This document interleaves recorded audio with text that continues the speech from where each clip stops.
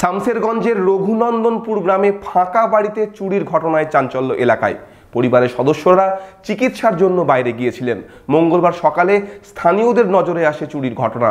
বাড়ি থেকে খোয়া গিয়েছে নগদ টাকা ও সোনার গহনা।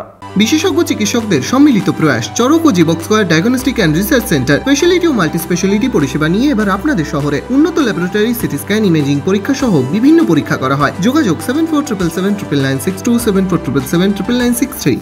পরিবারের সদস্যদের অনুপস্থিতিতে ফাঁকা বাড়িতে চুরির ঘটনা ঘটল শামসেরগঞ্জের রঘুনন্দনপুর গ্রামে। মঙ্গলবার সকালে চুরির বিষয়টি নজরে আসে স্থানীয়দের। জানা গেছে, রঘুনন্দনপুর গ্রামের বাসিন্দা সেলিম শেখ চিকিৎসার জন্য বাইরে গেছেন। বাড়িতে তালা বন্ধ করে গিয়েছিলেন ওই ব্যক্তি। এদিন সকালে প্রতিবেশীরা দেখেন তালা ভাঙা অবস্থায়, ঘরের আলমারি ভাঙা, ঘরে ছড়িয়ে ছিটিয়ে রয়েছে সমস্ত কিছু। ঘর থেকে চুরি গেছে নগদ টাকা থেকে সোনার গয়না বলেও দাবি পরিবারের। রাতে গিয়ে ডাক্তারের বাড়ি সব ছেলেবেলা নানির বাড়ির কাছে, নানির বাড়িতে সবকে থুয়েছে। এবার ক্যাটারা কাজ করে, ওর গায়ে 1 লাখ টাকা ছিল, আর ওই 40,000 টাকা ছুটে দেয় ওকে, ওই টাকাটাও ছিল। আর রাত্রে তাও ফাঁকা ছিল, বাড়িটা ফাঁকা থাকাতেই যে পাক দিয়ে হোক ঢুকে কাজ করেছে।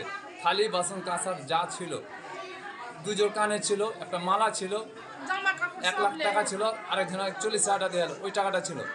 এবার পুরো বাড়ি ছিঁড়ে বের করে সব জিনিস বের করলে, খালি একমাত্র গাড়িটাকে রেখেছে, গাড়িটা লক করা হবে বলে, যে তা বাদে বাড়িতে কিছু নেই, কাপড় ধরিয়েও নেই।